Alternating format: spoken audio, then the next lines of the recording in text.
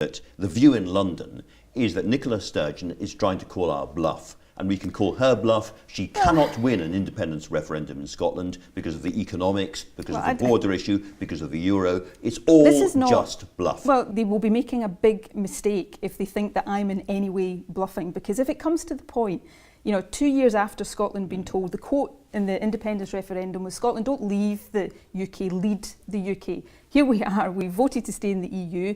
We were told that voting no was the only way we could stay in the EU.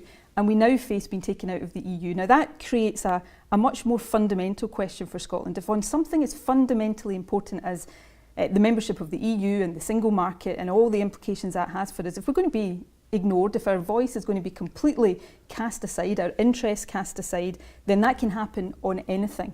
And we have to ask ourselves in Scotland, are we happy to have the direction of our country, the kind of country we want to be, determined by a right-wing Conservative government, perhaps for the next 20 years, or do we want to take control of our own future? And that's a case that in those circumstances, I think it would be right for Scotland to have the opportunity to decide. But we're not looking at Indy Ref 2, as it's called, in 10 years' time or 5 years' time. We're looking at much quicker than that. In the context, if we're facing a hard Brexit, I would think yes, if we're talking about a hard Brexit. But let me not get away from this point. I'm putting to Theresa May a compromise solution.